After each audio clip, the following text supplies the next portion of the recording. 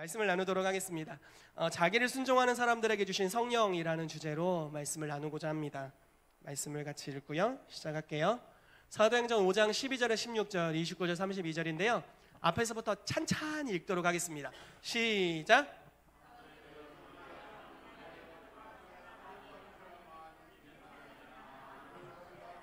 솔로몬 생각에 모이고 그 나머지는 감히 그들과 상종하는 사람이 없으나 백성이 칭송하더라.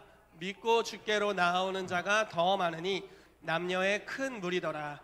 심지어 병든 사람을 메고 거리에 나가 침대와 요 위에 누이고 베드로가 지날 때에 혹 그의 그림자라도 누구에게 덮일까 바라고 예루살렘 부근에 수많은 사람들도 모여 병든 사람과 더러운 귀신에게 괴로움 받는 사람을 데리고 나서 다 나음을 얻으니라. 아멘. 그 아래도 읽을게요. 시작. 베드로와 사도들이 대답하여 이르되 사람보다 하나님께 순종하는 것이 마땅하니라. 너희가 나무에 달아 죽인 예수를 우리 조상의 하나님이 살리시고 이스라엘에게 회개함과 죄사함을 주시려고 그를 오른손으로 높이사 임금과 구주로 삼으셨느니라. 우리는 이 일의 증인이요 하나님이 자기에게 순종하는 사람들에게 주신 성령도 그러하니라 하더라. 아멘. 아멘. 말씀이 참 은혜로운 말씀입니다. 그리고 우리의 삶에 반드시 일어나야 될 말씀인 줄로 믿습니다. 정말 하나님의 나라가, 저희가 이제 하나님의 나라를 계속 선포하죠. 하나님의 나라가 눈에 보이는 수준으로 임한 장면이 여기 나와 있습니다. 기사와 표적이 많이 일어나고 마음을 같이 해서 한 거리에 모였고 사람들이 심지어 두려워할 정도의 하나님의 영광의 역사가 나타났고요. 심지어 병든 사람을 메고 거리에 나왔대요. 그러면 아픈 사람이 있으면 집에 쉬게 하지 거리로 나오게 하진 않잖아요. 그런데 심지어 여러분, 저희 크리스찬들도 목사님 오늘은 몸이 아파서 못 나가겠어요 이러잖아요. 근데 지금 안 믿는 사람들이에요. 안 믿는 사람이 그리스도인이 그 거리를 지나간다 하여 여기 있는 겁니다. 그 수준의 하나님의 영광이 나타난 거죠. 만약에 교회가 정말 예수님이 치유하는 수준으로 치유할 수 있다면 아마 아파서 집에 쉬는 사람은 없을 겁니다. 여러분, 진짜 죽을 것 같으면 어떻게 합니까? 집에서 쉬다 죽습니까? 아니면 병원에 응급차 타고 갑니까? 네, 진짜 아프니까 쉬다 죽는 사람은 없어요. 응급차를 119를 부르죠. 그런 역사가 교회에 있어야 되는 줄로 믿습니다. 지금 그런 정도 수준의 영광이 나타난 거예요. 그래서 베드로가 여기서 출발해서 여기로 지나갑니다. 그러니까 거기로 나온 거죠. 그래서 침대 갖고 오고 침대 없는 사람은 이불 깔았대요. 자리를 깔았답니다. 그리고 지나가도 치유가 일어난 겁니다. 정말 기가 막힐 정도의 하나님의 영광이 풀어진 겁니다. 그리고 그 이후에도 예루살렘 부근에 수많은 사람들도 모여 병든 사람과 더러운 귀신에게 괴로움을 받는 사람들을 데리고 와서 다 나음을 입었대요. 이게 예수님 시대에 나타났던 표적이거든요. 이 다 나음을 입었도다라고 말하는, 정말 예수님 시대는요, 모든 사람이 예수님께로 나오고 모든 사람이 다 치유됐다, 다 고침받았다, 다 고침받았다, 이런 구절이 되풀이되고 있어요. 그러니까 예수님이 요한복음 14장 12절에 말씀하신 나를 믿는 자는 내가 하는 일을 저가 할 것이고 이보다 더 큰 일도 할 것이라는 말씀이 지금 사도들을 통해서, 베드로를 통해서 현재 이루어지고 있는 장면입니다. 아멘. 이 수준이 되고 싶어. 여기 이제 본문 말씀에 가까이 가고 싶어. 이 수준이 되고 싶어서 가까이 가고 싶어요. 그런데 여러분, 이렇게 해가지고 지금 욕을 먹었어요. 욕을 먹는 수준이 아니라 깜빵 갔어요. 기적이 일어나서 깜빵 갔어요. 제가 예전에 이런 적이 있어요. 수련회 강사로 갔는데 말씀을 잘 전했어요. 그때까지는 좋은 강사였어. 말씀을 잘 전했어. 그래서 제가 사전에 물어봤어요. 거기 이제 담당하시는 분께 혹시 주님께서 말씀하시면 예언도 해도 되고 치유사역도 해도 되냐 그랬더니 해도 된대. 자기도 그걸 추구하고 있대요. 그래서 할렐루야 감사합니다 해가지고 제가 말씀 설교를 아주 기똥차게 한 것 같아요. 그날 괜찮았어요. 괜찮은 강사였던 것 같아요. 그리고 나서 거기서 딱 끝냈으면 저는 다음에도 초청받을 좋은 강사였는데 성령님이 오셨지 뭐예요. 치유를 하길 원하신다는 감동이 있는 거예요. 그래서 치유 사역을 했어요. 근데 이렇게 손목이 너무 아파서 이렇게도 못하는 친구를 위해 기도해 줬어요. 저 강대상에 있었고 주변에 있는 분들에게 손을 얹게 했고 같이 기도했습니다. 치유가 된 거예요. 그래서 한번 이전에 못했던 걸 해보세요 했더니 오버를 하시면서 팔굽혀펴기를 하는 겁니다. 그래서 치유가 됐구나. 너무너무 신기하다. 저도 신기하고 이 회중도 신기하고 그 사람도 신기하고 모두가 신기한 광경이었어요. 그리고 나서 제가 욕을 먹었어요. 치유가 일어나지 말았어야 되는데 왜 성령님이 그때 눈치 없이 역사하셔가지고 그런 경우도 있는 겁니다. 여러분 비슷한 경우죠. 비슷한 경우라고 하면서 제가 본문에 가까이 가는 것 같아요. 많이 다른 경우입니다. 아무튼 베드로와 사도들이 이 사건 이후로 이제 사람들이 몰려드니까 대제사장과 서기관들, 율법 교사들 이런 사람들이 이 사람들을 잡아들인 거예요. 감옥에 가뒀습니다. 그러면서 이렇게 말합니다. 예수의 이름으로 도무지 말하지도 마라. 왜냐하면 예수의 이름으로 말하면 다 뭔가 일어나니까 예수의 이름으로 아무 짓도 하지 마라 라고 이야기했습니다. 그리고 갇혔어요. 묶여 있었습니다. 그런데 웬걸 천사가 와서 풀어주더니 나가라 그러더니 이렇게 말하는 거예요. 이 복음을 모든 사람에게 증거하라고 선포하는 겁니다. 그래서 나가서 복음을 증거합니다. 그러니까 이 붙잡았다고 여겨졌던 사람이 아이고 이제 깜빵에서 반성하고 있나 보자 하고 갔는데 아무도 없어. 그래서 이게 어디 갔어 했더니 밖에서 설교하고 있는데요 그러는 거예요. 그래서 밖으로 나갑니다. 다시 잡으러 간 거죠. 그래서 이제 얘기가 시작되는 거예요. 우리가 너희에게 경고했지 않냐? 예수의 이름으로 도무지 말하지 말라고 했지 않냐? 왜 하냐? 했더니 지금 베드로와 사도들이 이렇게 대답하는 겁니다. 사람보다 하나님께 순종하는 것이 마땅하다. 이러면서 너희가 나무에 달아 죽인 예수를 우리 조상의 하나님이 살리시고 이스라엘에게 회개함과 죄사함을 주시려고 그를 오른손으로 높이사 임금과 구주로 삼으셨다. 우리가 이 일의 증인이고 우리를 통해 역사하시는 성령님은 어떤 분이시냐면 하나님이 자기에게 순종하는 사람들에게 주신 성령이시다 라고 선포하고 있는 겁니다. 여러분 예전에 빌 존슨 목사님 강의를 제가 들었을 때 이런 비유를 드시더라고요. 노아 시대에 홍수가 있었죠. 그래서 정말 그 오랜 기간 몇 개월간 전 지구가 바닷물에 잠겼었습니다. 그런데 이제 물이 점점 더 줄어들잖아요. 하나님이 이제 다시 땅을 생각하시고 기억하셔서 비를 멈추게 하시고 이제 다시 바닷물이 이렇게 땅으로 이렇게 들어가면서 바람도 불게 하셔서 점점 더 이제 물이 줄어들잖아요. 이 물이 줄어들 즈음에 비둘기를 내보냅니다. 내보냈더니 처음에 땅에 머물 곳을 찾지 못한 채로 잎사귀 하나 물어왔다 뭐 이런 이야기가 있어요. 그러니까 그 비유를 대시면서 이렇게 말씀하시는 거예요.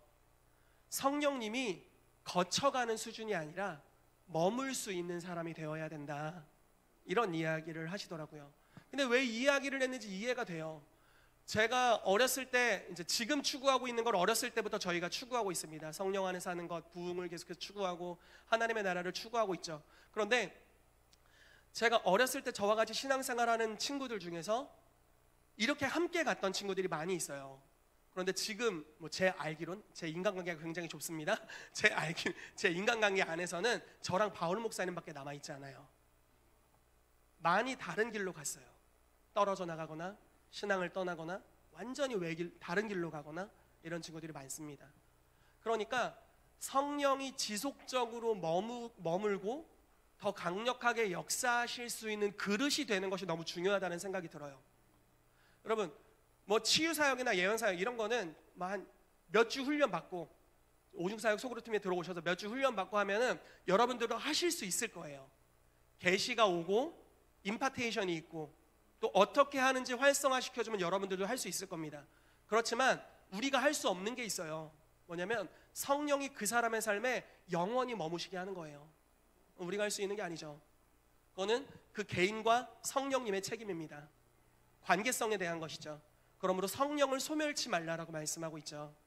성령이 머물 수 있는 그릇이 되어야 됨을 믿습니다. 아멘. 사람들이 뭐라고 하던 그걸로 감옥에 가든 그걸로 어려움을 당하든 상관없이 아주 분명하게 말하고 있죠. 사람보다 하나님께 순종하는 것이 마땅하다.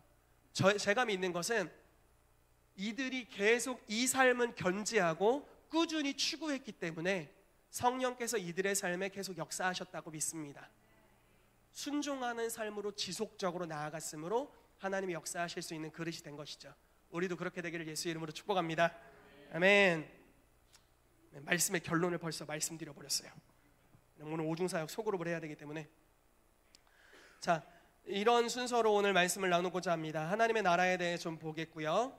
자기를 순종하는 사람들에게 주신 성령에 대해서 좀 더 말씀을 살펴보고요. 하나님의 모든 약속이 어떻게 우리에게 이루어질 수 있게 되었는지에 대한 이런 과정들을 좀 말씀을 보도록 하겠습니다. 자, 하나님의 나라입니다. 여러분, 하나님의 나라가 뭡니까? 하나님의 나라. 영어로 킹덤 오브 갓. 나도 미국 가야 될 것 같아. 영어 좀 할 줄 아니까. 네, 하나님의 나라가 뭘까요? 하나님의 통치입니다. 하나님의 다스림이라고 표현될 수 있죠. 여러분, 하나님의 나라는 다수결인가요? 하나님이 결정하나요? 네, 하나님이 결정합니다. 하나님 너무 이기적인 거 아니에요? 라고 말할 수 있지만 천국의 상태를 보십시오. 그게 과연 이기적인 상태인가? 네, 하나님이 결정하시면 이 수준이 됩니다. 아멘. 그러므로 우리의 모든 의견을 내려놓고 그분이 결정하시도록 우리가 순복한다면 이 땅도 그 상태가 될 줄로 믿습니다. 아멘. 우리 가운데 많은 의견들이 있죠. 막 이렇게도 하고 저렇게도 하고 싶고 막 이렇게도 살고 싶고, 그러나 주의 말씀대로 우리가 순복하며 산다면, 그분이 우리의 삶의 주인이 되셔서 결정하게 한다면 우리의 삶에도 그 수준이 오게 될 줄로 믿습니다. 아멘. 그러므로 주기도문에 말씀하고 있는 것 같이 뜻이 하늘에서 이루어진 것 같이 땅에서도, 여러분들의 마음에서도 이루어지게 되기를 예수 이름으로 축복합니다. 아멘. 자, 이 하나님의 나라가 얼마나 중요한 주제였는지 예수님의 첫 번째 설교와 마지막 설교가 하나님의 나라였습니다. 물론 중간도 하나님 나라였습니다. 네, 공간이 별로 없어서 이렇게 첫 번째와 마지막만 적어왔습니다. 같이 읽어볼게요. 마가복음 1장 14절 15절 말씀 선포하며 읽겠습니다. 시작.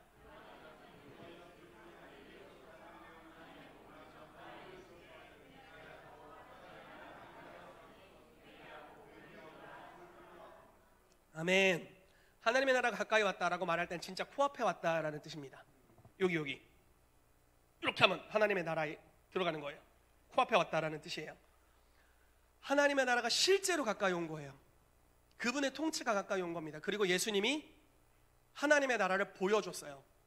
여러분, 예수님은 하나님의 나라를 선포했을 뿐만 아니라 그냥 예언한 게 아니라 보여주러 오셨습니다. 그래서 그분이 가면 그분이 간 그곳이 하나님의 나라가 됐어요. 병든 자가 치유되고, 귀신이 떠나가고, 죄가 용서되고, 거룩함이 풀어지고, 하나님의 사랑 안에 함께하게 되고, 용서함이 풀어지고, 가족됨이 풀어지는 은혜가 있었죠. 그게 예수님이 갖고 다니셨던 영적인 기류였습니다. 여러분, 어떤 사람을 만나면 그 분위기라는 게 있잖아요. 인상이 참 좋으십니다. 혹시 도를 아십니까? 뭐 이런 뭔가 분위기가 있잖아요. 근데 인상이 좋은 수준이 아니라, 예수님이 인상이 좋은 수준이 아니라 그분은 갖고 다녔어요. 뭔가를. 그냥 자기가 하나님께 순복되어서 하나님의 통치가 자기의 삶에 그냥 순종하는 삶이 너무 좋아 이렇게 다니신 수준을 넘어서서 통치가 안에서부터 밖으로 넘쳐 흐르게 됐어요. 그래서 그분이 가는 곳마다 하나님의 통치가 가시적으로 나타나는 역사가 있었죠. 그러면서 말씀하시는 거예요. 회개하고 복음을 믿어라. 그러면 내가 누리고 있는, 또는 내가 흘려보내고 있는 하나님의 나라 안에 너희가 들어올 수 있다 라고 말씀하신 거죠. 그런 방식으로 사람들을 초청하셨다라고 믿습니다. 그래서 예수님을 따르는 자들이 있었죠. 그리고 예수님을 따르는 자들에게 하나님의 나라의 은혜가 옵니다.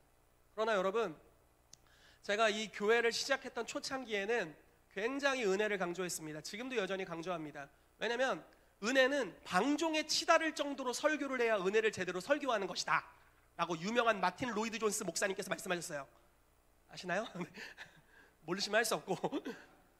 그러니까 은혜를 이야기할 때는 이 은혜만 맨날 이야기해서 사람들이 방종 떨면 어떡해요? 지멋대로 살면 어떡합니까? 그런 말이 나와야 은혜를 제대로 설교한 거다.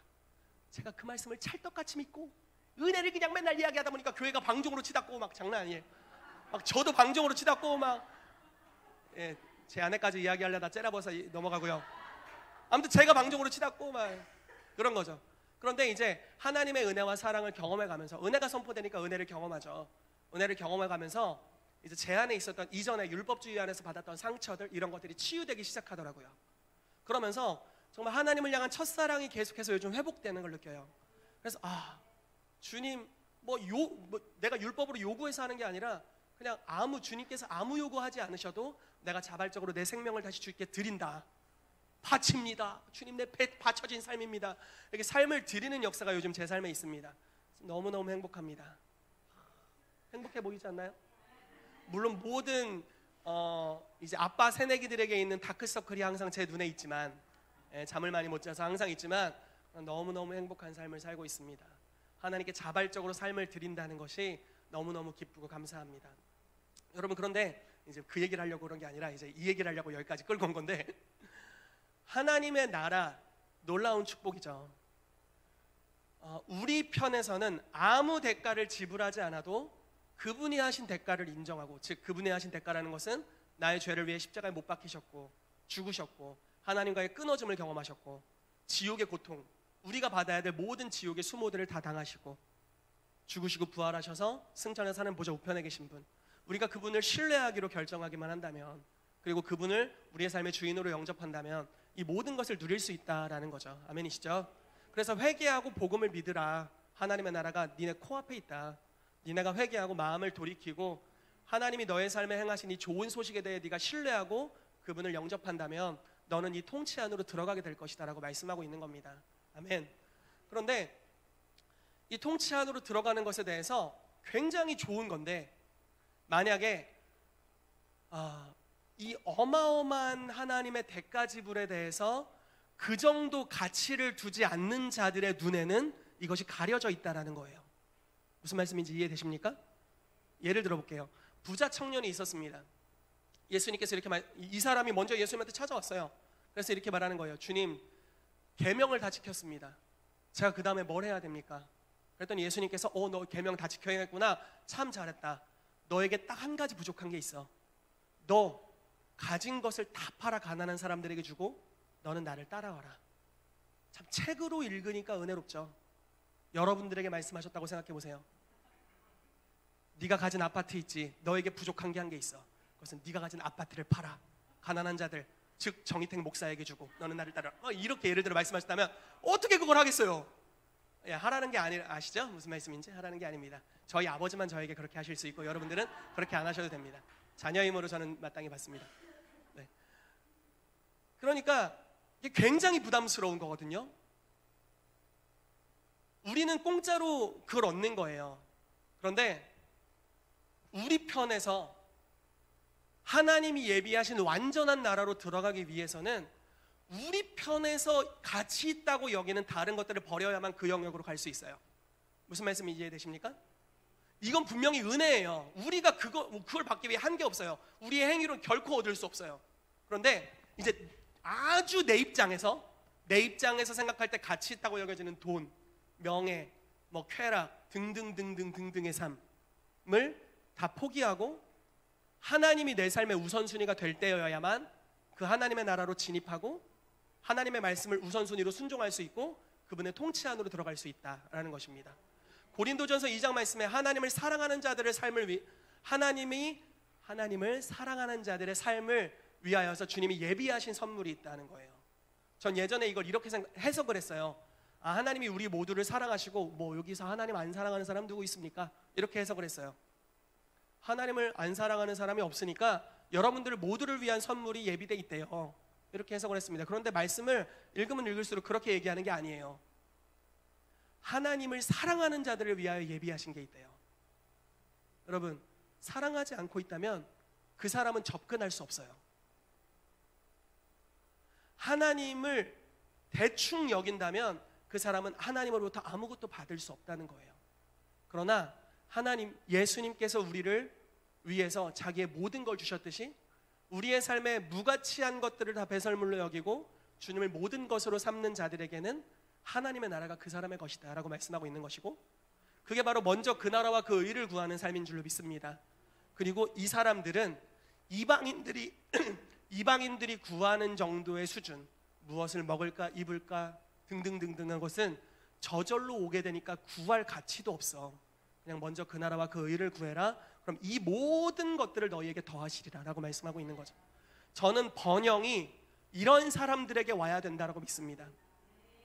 이런 분들에게, 정말 자기의 모든 것을 하나님께 바친 자들에게 이러한 번영이 오게 되기를 축복합니다. 그러나 하나님께 무언가를 바치지 못한 자들에게 번영이 오지 않게 되기를 축복합니다. 그것이 저주가 될 수 있습니다. 독약이 되거든요.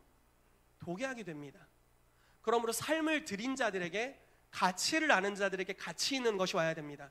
여러분들의 비밀을 누구에게 이야기합니까? 입이 무겁고 나를 이해해 줄 수 있는 사람들에게 이야기합니까? 떠버리에게 이야기합니까? 하하하하. 만약에 여러분들이 저에게 아주 중요한 비밀을 이야기했는데 제가 그런데 말이에요? 그런데 말입니다. 그 사람이 있잖아요. 다 떠벌려. 막 방송에서 떠벌리고, 유튜브에서 막 개인 방송하면서 떠벌리고. 누가 저한테 그 얘기를 하겠어요? 소중한 것을 소중하게 여길 줄 아는 자에게 그걸 줄 수 있는 줄로 믿습니다. 아멘. 하나님은 굉장히 소중한 걸 포기하셨어요. 우리를 주기 위해서. 그러므로 소중히 여길 수 있는 자에게 그것을 주십니다. 아멘. 여러분, 우리가 하나님의 선하심을 알아갈수록 우리가 가진 것들은 아무것도 아닌 것을 점점 더 알게 될 것입니다. 그러므로 바울은 아주 극단적인 고백을 했는데 그게 정상적이라고 믿어요. 나는 예수 그리스도를 아는 지식이 가장 고상하기 때문에 다른 모든 것들을 배설물로 여긴다 라고 이야기했죠. 그런데 그게 정상인 줄로 믿습니다. 우리도 그 정상 영역으로 가게 되시기를 예수 이름으로 축복합니다. 아멘. 이게 하나님의 나라죠. 하나님의 통치 안으로 들어가는 것에 대해서 이야기하는 것입니다. 사도행전 1장 3절 말씀 읽어볼게요. 시작.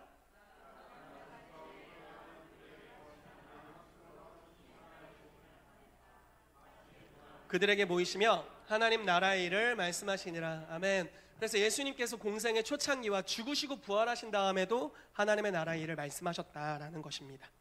네, 계속해서 보도록 하겠습니다. 자, 여러분, 사도행전, 성령 행전이라고 말하는 사도행전의 처음과 끝도 하나님의 나라를 이야기합니다. 사도행전 1장 3절, 방금 읽었던 예수님에 대한 구절이죠. 사도행전 28장 말씀은 바울에 대한 이야기입니다. 같이 읽겠습니다. 시작. 바울이 온 이태를 자기 셋집에 머물면서 자기에게 오는 사람을 다 영접하고 하나님의 나라를 전파하며 주 예수 그리스도에 관한 모든 것을 담대하게 거침없이 가르치더라. 아멘. 하나님의 나라를 전파했습니다. 그래서 사도행전의 처음과 끝이 하나님의 나라에 대해서 이야기를 하고 있습니다. 자, 하나님의 나라가 뭐냐? 하나님의 통치를 이야기하고 있습니다. 주기도문에서 나라가 임하시오며, 하나님의 나라가 이 땅에 임하십시오. 뜻이 하늘에서, 천국에서 다 이루어진 것 같이 땅에서도 이루어지게 하여 주십시오. 사실 제대로 된 번역은 뜻이 하늘에서 이루어진 것 같이 땅에서도 이루어질지어다, 이런 선포를 하고 있는 장면입니다. 이것이 바로 하나님의 나라입니다. 자, 그렇다면 여러분, 예수님이 어떤 방식으로 하나님 나라의 사역을 했는지를 한번 살펴보도록 하겠습니다. 마태복음 12장 28절 29절 말씀 읽어볼게요. 시작. 그러나 내가 하나님의 성령을 힘입어 귀신을 쫓아내는 것이면 하나님의 나라가 이미 너희에게 임하였느니라. 사람이 먼저 강한 자를 결박하지 않고서야 어떻게 그 강한 자의 집에 들어가 그 세간을 강탈하겠느냐. 결박한 후에야 그 집을 강탈하리라. 아멘. 이게 예수님이 하나님 나라 사역을 하신 비결입니다. 여러분들도 이렇게 하게 되기를 축복합니다. 자, 어떤 방식으로 하셨냐면 성령을 힘입으셨다라고 말씀하고 있어요. 이 뒤에 또 이야기하겠지만 예수님은 이 땅에서 사역하실 때 신성을 배제하셨어요. 하나님과 동등되신 분이시죠. 그러나 하나님과 동등됨을 취할 것으로 여기지 않으시고 의도적으로 종의 형체를 가지사 사람과 같이 되셨다. 그리고 또 한 가지, 여기서 끝난 게 아니라 죽기까지 복종하셨다 라고 말씀하고 있습니다. 자, 성령을 힘입어서 순종하셨다. 이것이 예수님이 사역하신 방법이었습니다. 성령을 힘입어 귀신을 쫓아냈죠. 그래서 어떤, 예를 들어 귀신 들린 사람이 있었어요. 어떤 방식으로 했냐면 그 귀신 들린 사람을 구원하기 위해서는 강한 자, 귀신을 먼저 결박시켰다라고 표현하고 있습니다. 그래서 이 세간을 강탈했다라고 표현하고 있습니다. 자, 요한일서 3장 8절 말씀에는 아주 이렇게 예수님의 사역을 설명합니다. 죄를 짓는 자마다 마귀에게 속하나니 마귀는 처음부터 범죄함이라. 하나님의 아들이 나타나신 것은 마귀의 일을 멸하려 하심이라 라고 말씀하고 있습니다. 그래서 예수님께서는 성령님으로 인해서 사역했다라는 거예요. 그리고 여러분들을 초대하는 겁니다. 여러분, 올해 교회 표어는 성도 운동입니다. 그래서 모든 성도가 예수님이 하셨던 일을 하는 겁니다. 예수님 뭘 하셨나요? 하나님의 나라를 선포하셨고 보여주셨어요. 여러분들도 그렇게 하기를 축복합니다. 아멘. 예수님은 그분이 가는 모든 곳에 본인이 답이셨어요. 기도의 응답이셨어요. 그리고 모든 문제의 해결책이 되셨어요. 여러분들도 그렇게 되시기를 축복합니다. 기름 부으심, 성령의 기름 부으심이 저와 여러분들에게 임하게 되면 그 수준으로 우리가 가게 될 것입니다. 아멘. 예수님 시대에 이전에도, 구약 시대에도 사람들은 문제가 생기면 누굴 찾아가냐면 선지자를 찾아갔습니다. 참 웃기지 않나요? 문제가 생겼는데 왜 선지자를 찾아갔지? 예를 들어 집에 수도가 고장난 거야. 선지자를 찾아갔어. 이런 사건이 있었어요. 도끼를 가지고 일하다가 아이코! 도끼를 던졌는데 우물에 빠졌어요. 누굴 찾아가는 줄 아세요? 우물업자, 뭐 이런 사람이 있나 모르겠지만 그 사람 찾아가야 되는데 선지자를 찾아갔어요. 어떡합니까? 선지자요. 토끼가 빠졌는데 빌려온 겁니다. 그러니까 제가 정확하게 기억 안 나는데 뭐를 뿌려요. 우물에다가 나무를 띄웠나 뭘 뿌립니다. 그랬더니 도끼가 떠올랐어요. 말도 안 돼. 음식을 하는 거예요. 막 대량으로 음식을 한 겁니다. 막 주방에서 막 음식을 우리 집사님들 하시는 것처럼 막 하는 거예요. 하다가 모르고 독을 넣네. 독초가 거기 들어갔어요. 뭐 제가 못 먹는 과일 이런 게 들어간 거예요. 아무튼 그게 들어갔어요. 그러니까 막 선지자 성도들이 죽이는 독이 들어갔나이다 하면서 막 난리법석을 떨면서 선지자를 찾았어요. 요리사를 불러야지. 해독업자를 불러야죠. 왜 선지자를 찾아? 선지자가 또 가루를 뿌려요. 가루가 필살기인가 봐. 가루를 뿌리니까 또 가루를 뿌리고 떠다 먹여줘라. 끝났어. 여러분, 이게 기름 부으심의 능력이에요. 제가 기름 부으심 사역을 쉽게 설명하려고 예전에 이제 중학교 애기는 아니죠. 중학교 아이 이렇게 느껴지니 이거 예전에 말씀드린 적 있잖아요.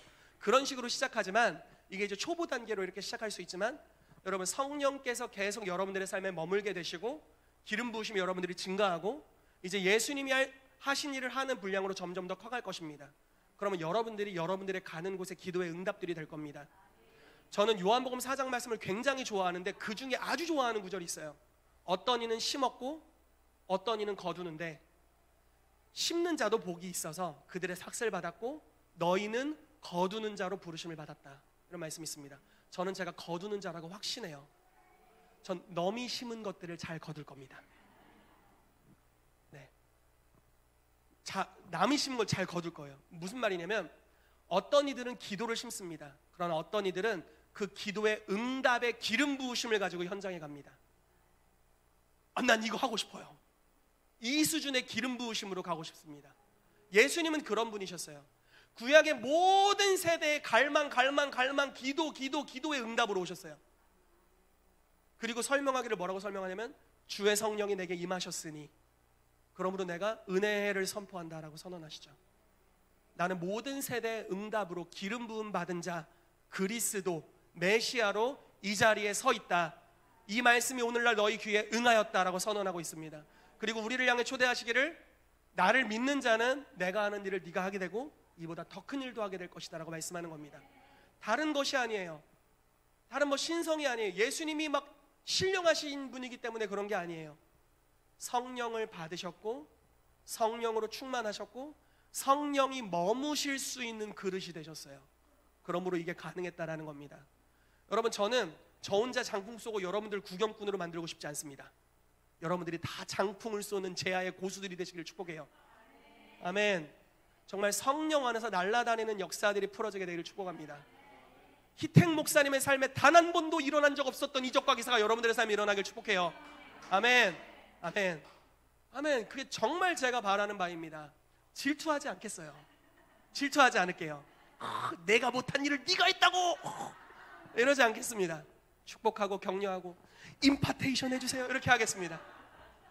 그렇게 할 때 우리 가운데 유업이 더 쌓여져 가는 것이고 더 풍성해져 가는 줄로 믿습니다. 아멘. 이렇게 하다간 밥을 못 먹을 수 있기 때문에 넘어가도록 할게요. 자, 예수님의 하나님 나라 사역입니다. 아까 말씀드렸던 말씀이죠. 같이 읽어볼게요. 누가복음 4장 16에서 21절 시작.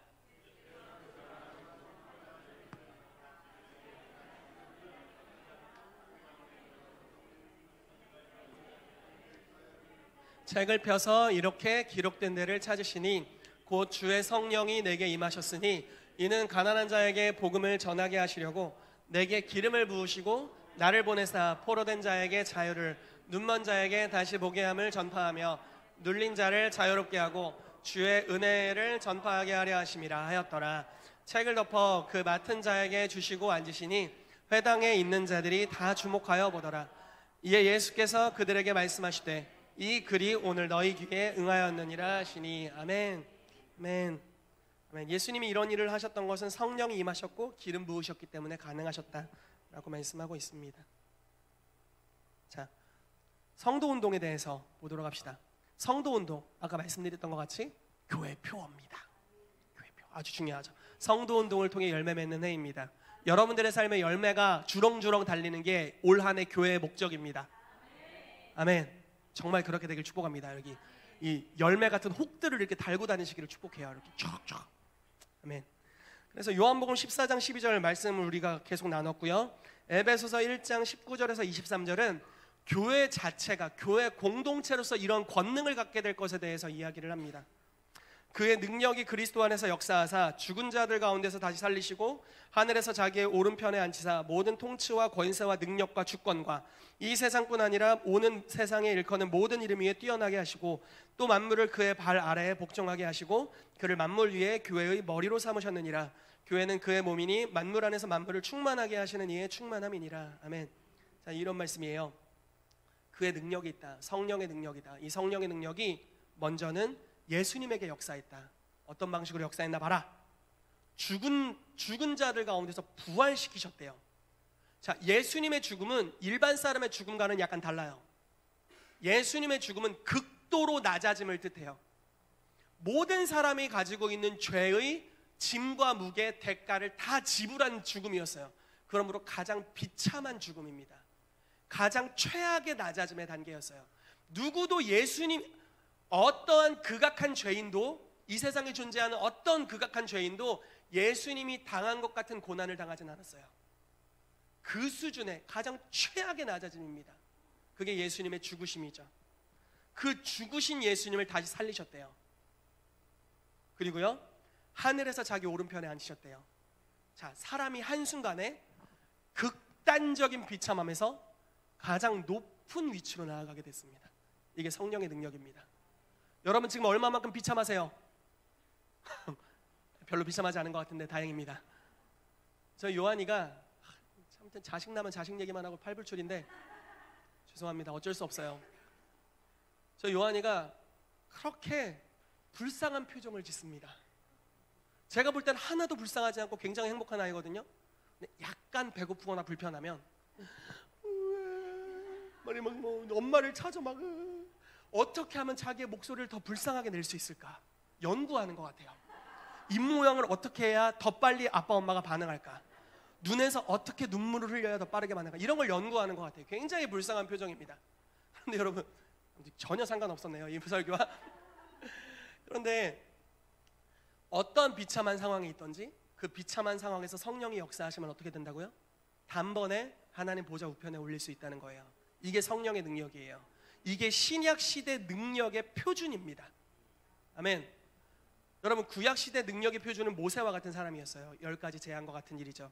신약시대 능력의 표준은 예수 그리스도의 죽음에서 부활하신 부활의 능력이에요.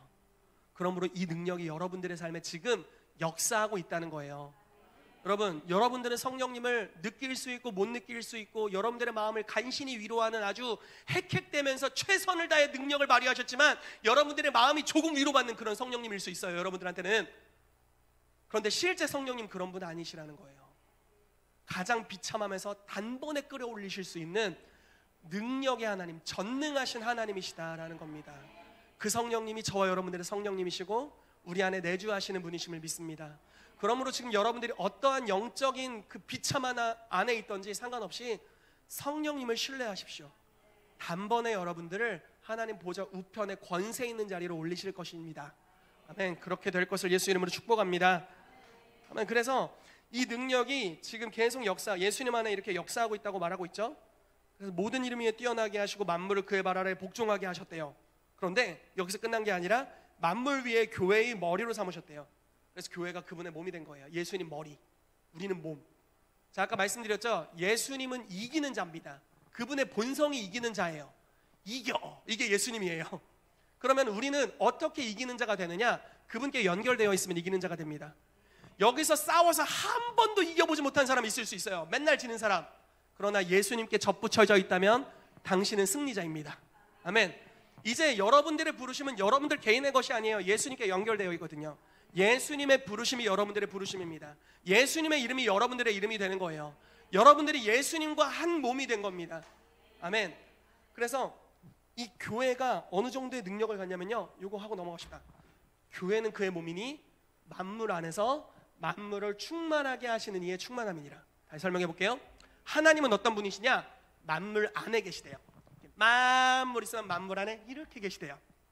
그런데 이 만물을 충만케 하시는 능력이 있는 하나님이시랍니다. 즉 지구를 창조하시고 지구를 하나님의 나라와 같이 하실 수 있는 분, 그분이 하나님이시래요. 내가 하나님이야 이렇게 하시는 분인데, 여러분 교회는 어느 정도 수준이냐면 그 하나님이 성령 충만한 게 교회랍니다. 지금 그 무슨 말씀인지 이해되세요? 그 표현이에요. 만물을 충만하게 하시는 이의 충만함이래요. 자, 이렇게 헷갈리니까 교회는 만물을 충만하게 하시는 하나님의 충만함이래요. 이게 교회의 정체성인 줄로 믿습니다.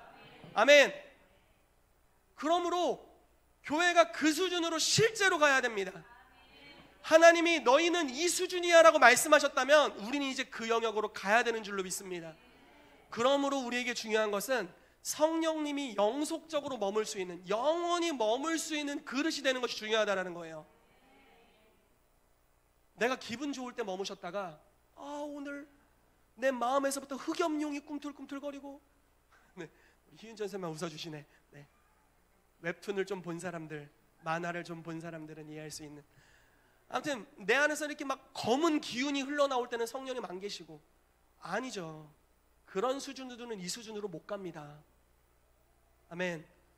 어느 순간이든지 하나님의 말씀에 자기를 순복할 수 있는 사람, 율법이나 이러한 것들이 아니라 사랑하심으로 말미암아 사랑받은 자로 또 사랑하는 자로서 언제든지 자기를 쳐서 복종시킬 수 있는 사람, 그런 사람의 삶에 성령께서 머물어서 그를 만들어 가시는 거죠. 정말 만물을 충만하게 하시는 하나님의 충만의 수준으로 머물면서 만들어 가시는 겁니다. 우리가 그런 그릇이 되어가는 거예요. 저와 여러분들이 다 각기 다른 수준으로 출발할 겁니다. 그러나 우리가 교회로서 함께 갈 겁니다. 순종하며 순복하며 성령이 거하시는 그릇으로 계속 자기를 내어드릴수록 우리 가운데 성령님이 더 거주하시기 좋은 사람들이 될 거예요. 우리를 더욱 비우고 하나님으로 더욱 채울수록 주님이 더 많이 역사하실 겁니다. 이 분량이 점점 더 커질 거예요. 지금 저와 여러분들의 수준에서 역사하시는 성령의 역사를 이게 끝이구나라고 제한하지 않게 되기를 축복합니다. 성경이 기준입니다. 아멘. 그리고 예수님의 삶에 나타난 것이 기준이에요.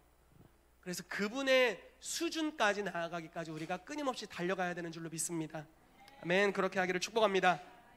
아멘. 자, 두 번째 챕터로 넘어가도록 하겠습니다.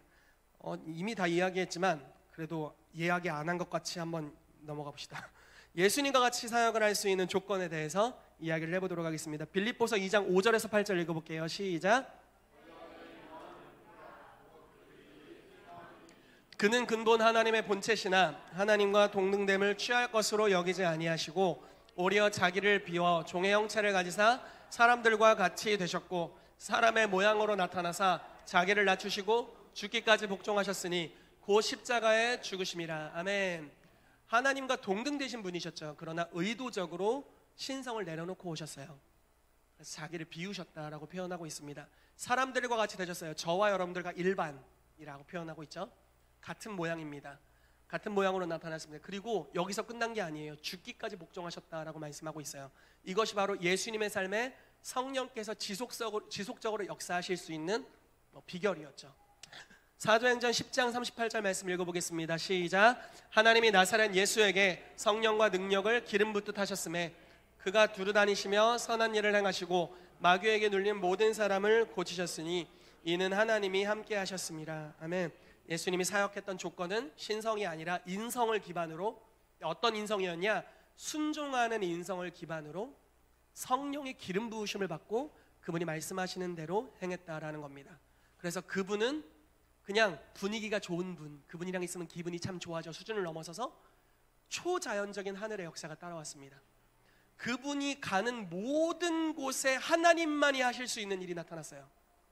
저는 여러분들의 삶에 그런 일이 있게 되기를 축복합니다. 와, 이하영 집사님을 만났는데 하나님이 하실 수밖에 없는 일만 나타나. 밥 먹으면서 농담을 한마디 던지셨는데 내 마음이 치유됐어. 이런 일이 있어야 되는 거예요. 박수현 집사님이 날 보면서 환영해 주셨는데 하나님이 환영하는 것으로 느껴졌어. 눈물이가 났어. 눈물이가. 이런 역사가 터져나야 되는 거예요. 아멘. 아내가 집에서 밥을 차렸는데 위장병이 치유됐어. 이런 일이 있는 거예요. 먹다가 속이 더 뒤집어졌다 뭐 이런 거 말고 하나님만이 행하실 수 있는 일들이 여러 모양으로 나타나야 되는 줄로 믿습니다. 아멘. 아멘. 아멘. 자, 성령님 어떤 그릇에 거하시는가 하도 강조해서 넘어가겠습니다. 사도행전 5장 32절, 우리는 이 일의 증인이요 하나님이 자기에게 순종하는 사람들에게 주신 성령도 그러하니라 하더라. 아멘. 여러분, 여기서 순종은 하나님의 말씀에 대한 순종을 이야기하는 거예요. 정말 하나님께 순복하시기를 예수 이름으로 축복합니다. 아멘.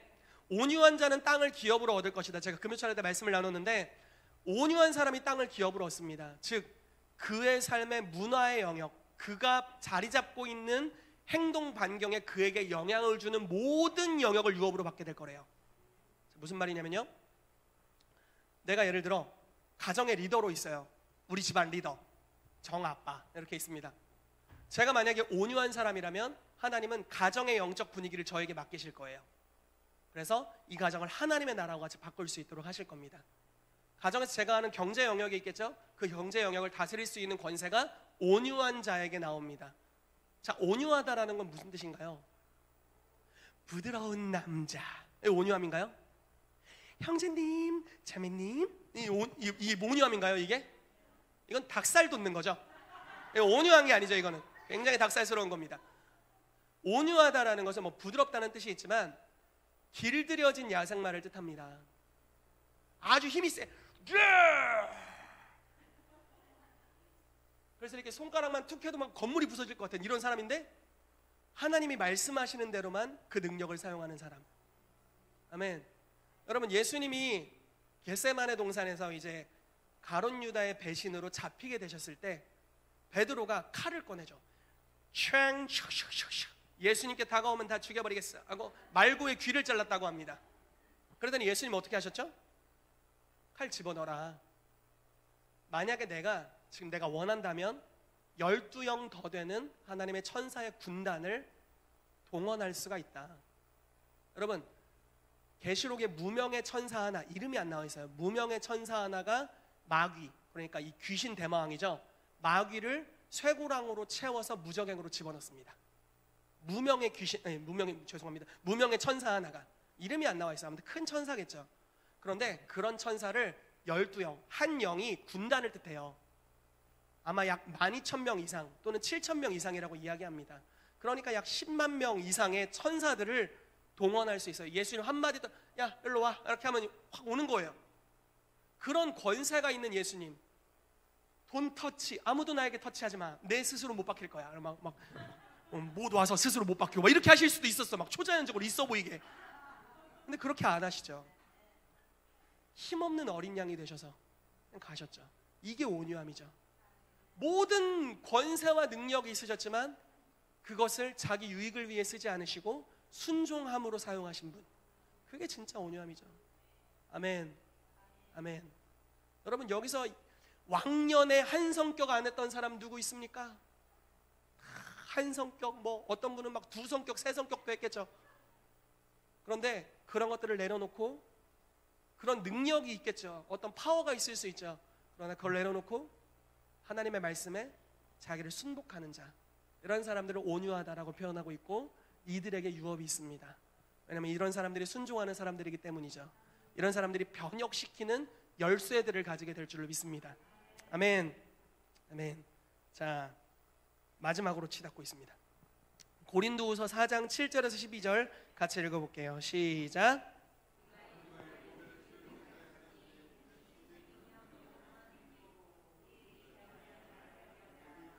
우리가 사방으로 우겨싸움을 당하여도 쌓이지 아니하며 답답한 일을 당하여도 낙심하지 아니하며 박해를 받아도 버림받지 아니하며 거꾸러뜨림을 당하여도 망하지 아니하고, 우리가 항상 예수의 몸에 짊어짐은 예수의 생명이 또한 우리 몸에 나타나게 하려 함이라. 우리 살아있는 자가 항상 예수를 위하여 죽음에 넘겨짐은 예수의 생명이 또한 우리 죽을 육체에 나타나게 하려 함이라. 그런즉 사망은 우리 안에서 역사하고 생명은 너희 안에서 역사하느니라. 아멘. 자, 아주 이런 말씀입니다. 우리가 그릇이래요. 그런데 어떤 그릇이냐? 깨지기 쉬운 질그릇이랍니다. 능력은 우리에게 속하지는 않았대요. 우리는 보배를 담고 있는 질그릇이다라고 표현합니다. 그래서 우리 속에 어마어마하신 분이 거하신다라는 표현을 하는 거예요. 그런데 어떻게 내가 질그릇으로서 살아가는지에 대해 바울이 자기의 삶을 이야기합니다.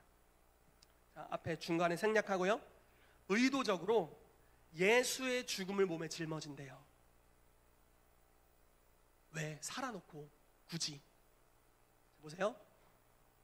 예수님을 영접했어요. 구원받았어요. 성령의 충만을 받았으면 힘이 뻗쳐. 와! 권능이 왔어. 와! 힘이 뻗친다. 예. 그런데 이 힘이 뻗치는 상태로 있는 게 아니라 의도적으로 죽으심에 넘겨진대요. 아, 죽었다. 그리고 다시 예수를 살리신 부활의 영으로 다시 살아난대요. 아, 살았다. 그리고 다시 죽음에 넘겨진대. 아, 죽었다. 아, 살았다. 이렇게 간대요. 되게 재밌는 말이죠. 그러면서 마지막에 표현하는 것은 사망은 우리 안에서 역사하고 생명은 너희 안에서 역사한다라고 표현하고 있습니다. 이런 이야기입니다. 바울은 그리스도의 교회를 위해 그리스도의 남은 육체의 고난을 내 육체에 채우노라 이렇게까지 표현했던 사람이에요. 즉 이런 겁니다. 자기의 삶에는 큰 연단이 없어요. 자기는 하나님과 관계가 바르게 되어 있고 아주 좋습니다. 성령 충만하고 주님의 음성을 듣고 있고 순종하는 삶을 살고 있어요. 예수님이 그런 분이셨죠. 하나님의 독생자, 하나님과의 전혀 거리낌이 없는 생명으로 충만하신 분. 그런데 여기서 머무는 게 아니죠. 의도적으로 죽음 가운데 있는 사람들에게로 가셨죠. 그리고 교환이 일어나는 겁니다. 그들의 죽음을 나에게, 나의 생명을 그들에게. 무슨 말씀인지 이해가 되나요? 자, 어려움을 당하는 형제가 있습니다. 나는 그냥 성령 충만하고 좋아요. 근데 저 동네는 굉장히 복잡하고 어려워요. 어지러워. 가기만 해도 머리가 막 어지러워. 그런데 가는 거죠. 가서 그들의 혼란을 나의 삶에, 그래서 내가 대신 싸우는 겁니다. 그러면 나에게 있는 생명이 그들에게 흘러가는 거죠. 교환이 일어나는 거예요. 나를 죽음에 넘기는데 예수의 부활이 나를 살립니다. 나만 살릴 뿐 아니라 그도 살립니다. 이게 성경에 말씀하고 있는 한 알의 밀알이 땅에 떨어져서 그대로 있으면 그냥 그대로 있는 건데 죽으면 많은 열매를 맺는다라는 거죠. 이게 바울의 생활 방식이었습니다. 여러분, 이게 성숙으로 나아가는 길인 줄로 믿습니다. 이게 순종하는 길로 가는 거고요. 예를 들어 바울 목사님이 잘 먹고 잘 살고 있을 수 있어요. 얼마나 잘 먹고 잘 사셨는지 저보다 더. 저는 굉장히 비참해 있을 수 있습니다. 말랐어요. 별로 안 말라 보이는데 이래도 말랐어요. 그럼 바울 목사님이 그냥 혼자 괜찮으실 수 있어요. 그런데 자기의 살을 나에게 나눠줘. 이렇게 가면 안 되는데 네, 자기에게 있는 영광, 하나님이 예배자에게 주신 특별한 영광과 기름 부으심이 있죠. 그거를 정말 영적인 비참함 안에 있는 나에게 나누어 주는 겁니다. 그럼 어떻게 되는 줄 아세요? 두 영계가 충돌해요. 혼란스러움이 옵니다. 어려움이 오죠. 그러나 그걸 감내하기로 결정해요. 이건 네 싸움이 아니라 이제 내 싸움으로 내가 받아들이겠다. 내 형제를 위해 내가 싸우는 자가 되겠다. 결정하고 영적 전쟁을 함께하는 겁니다. 잠시 어려움이 있지만 그 어려움은 떠나갑니다. 죽음이 왔지만 죽음이 떠나갑니다. 그리고 생명이 찾아오는데 나에게만 오는 것이 아니라 내 지체에게도 함께 오게 되는 거죠.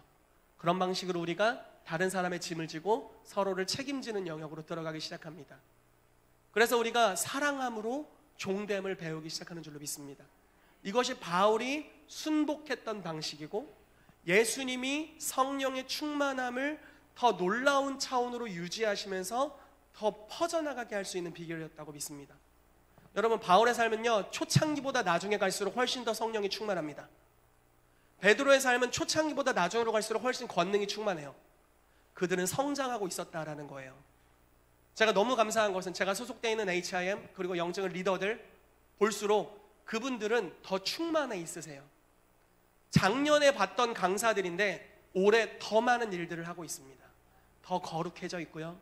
더 하나님의 영광 안에 들어가 있고 더 친밀함을 누리고 있고요. 심지어 극단적으로 채한 목사님 같은 경우는 매 연도에 자기의 11조의 액수를 높이려고 노력합니다. 그러니까 11조 액수를, 수입을 높이는 게 아니라요, 11조가 아니라 이 퍼센트를 높이려고 노력하세요. 처음에 11조를 드렸대요. 그러다 12조를 드렸대요. 12조가 아니라, 네, 아시죠? 10분의 2를 드렸대요. 그러다 10분의 3을 드리고 지금은 거의 반을 드린다고 알고 있어요.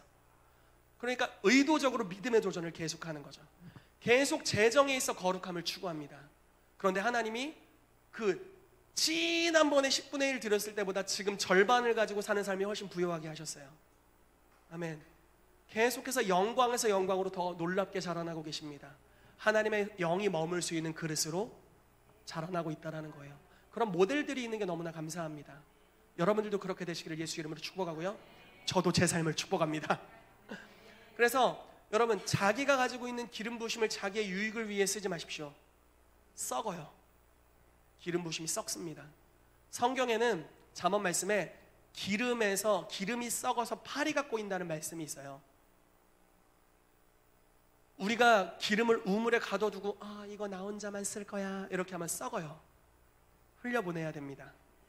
여러분, 다른 이들을 위해 영적 전쟁하는 영역으로 들어가게 되시기를 축복합니다.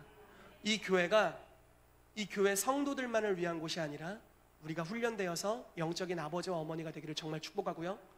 누구나 와서 머물 수 있는 아주 혼란스러운 영계를 가지고 또 어려움을 가지고 오는 분들을 위해서 여러분들이 같이 싸워주시고 가족이 되어주시고 축복해주시고, 그래서 죽음은 여러분들에게, 나에겐 생명이 아니 그 지체들에게 생명이, 그래서 함께 생명으로 들어가는 역사가 있게 되기를 예수 이름으로 축복합니다.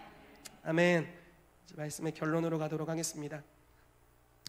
고린도후서 1장 18절에서 20절 말씀 같이 읽어볼게요. 시작.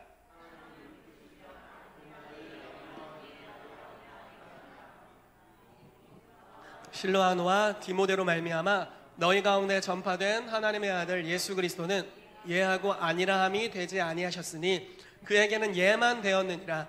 하나님의 약속은 얼마든지 그리스도 안에서 예가 되니 그런즉 그로 말미암아 우리가 아멘하여 하나님께 영광을 돌리게 되느니라. 아멘.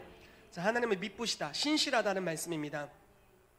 우리가 너희에게 한 말, 그러니까 바울이 그 전에 이제 고린도 교회를 가겠다 이런 말을 했던 거예요. 이제 그런 거에 대한 설명입니다. 그런데 예수님에 대해 이렇게 표현합니다. 하나님의 아들 예수 그리스도는 예라고만 하셨다. 아들아 이것 좀 할래? 예. 할래? 예. 예. 무조건 예였대요. 예하고 아니라고 말씀하신 적이 없대요. 여러분, 그렇기 때문에 어떤 일이 발생하냐면요, 하나님의 모든 약속은 여러분들에게 다 예가 된대요. 그분이 중보자이신데 중보자의 위치로 순종만 했어. 하나님 말씀하시면 다 예야. 내가 너에게 이런 약속을 할게, 이렇게 순종하면 이런 결과가 올 거야. 순종, 결과 빡, 순종, 결과 빡, 이렇게 응답이 계속 오는 거예요. 말씀은 언약이기 때문에 무언가를 순종할 때마다 계속 하나님이 성취하시는 거예요. 계속된 순종의 삶에 그냥 예만 있어요. 예만 계속 하는 거예요. 예만 하다 보니까 어떻게 되시냐면, 그분이 중보자로 있으니까 그분의 권위 안에 있는, 머리 대신 그분께 연결되어 있는 모든 자들의 삶에 하나님의 약속은 다 예가 될 거래요. 아멘. 여러분들의 삶에 하나님이 역사하실 수 있는 원인이 있습니다. 이유가 있어요. 근거가 있어요. 왜냐하면 예수님의 순종입니다. 예수님의 순종이 여러분들의 삶에 하나님의 모든 약속이 예가 되는 근원이 되는 거죠. 하나님의 모든 약속이 예가 된다는 건 뭡니까? 천국이 여러분들에게 가까이 있다라는 거예요. 그리고 올 수 있는 근거가 된다라는 겁니다. 그러면 예수님이 예라고 반응했기 때문에 여러분, 동일한 일이 일어날 수 있습니다. 여러분들이 만약에 여러분들의 가장으로서 하나님의 모든 약속에 대해 예라고 말씀하기 시작한다면 어떤 일이 발생할까요? 제가 만약에 교회의 리더로서 하나님의 모든 말씀에 예로 반응하기 시작한다면 어떤 일이 발생할까요? 주여 어떤 일이 발생할까요? 그러면 여러분들의 삶에 하나님의 모든 약속이 다 예가 될 겁니다. 여러분들이 이끌고 있는 그룹, 여러분들이 가르치는 아이들, 학생들 등등등등, 여러분들의 권위 안에 있는 모든 것들, 만약에 여러분들이 하나님께 예, 아멘으로 반응한다면 어떤 일이 발생할 것인가? 하나님의 약속이 이루어지게 될 것이다 라는 것입니다. 여러분, 예수님의 순종이 여러분들의 모본이 되시기를 축복하고, 하나님의 모든 약속이 여러분들의 삶에 예가 될 뿐만 아니라 여러분들의 순종을 통해, 자, 다시 말해볼게요. 여러분들의 순종을 통해 여러분들을 만나는 사람들에게도 예가 되기를 축복합니다. 치유사역을 하죠. 치유사역을 하면 이런 질문을 받습니다. 제가 예전에 이렇게 생각했어요. 치유사역할 때 쌍방의 믿음이 중요하다. 치유사역자인 나도 믿고 기도받는 사람도 믿어야 된다. 이렇게 예전에 생각했습니다. 그런데 토드 화이트라는 복음 전도자가 제 생각을 바꿔줬어요. 이렇게 질문을 던지는 거예요. 만약에 둘 다 믿어야 한다면 우리가 어떻게 불신자를 위해 기도할 수 있겠냐? 만약에 둘 다 믿어야 된다면 우리가 어떻게 귀신 들린 자를 위해 기도해 줄 수 있겠냐? 걔는 믿지 않을 텐데.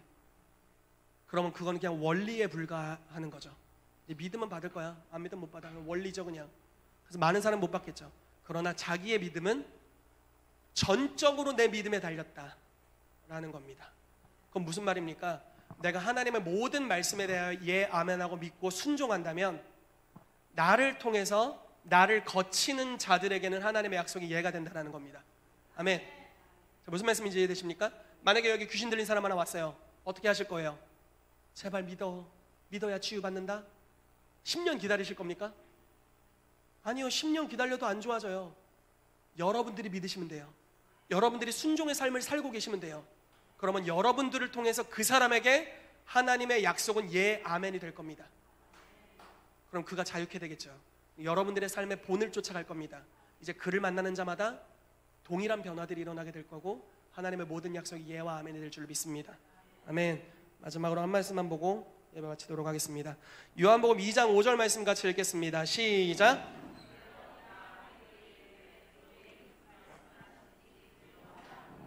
아멘. 우리가 다 아는 가나의 혼인잔치 말씀입니다.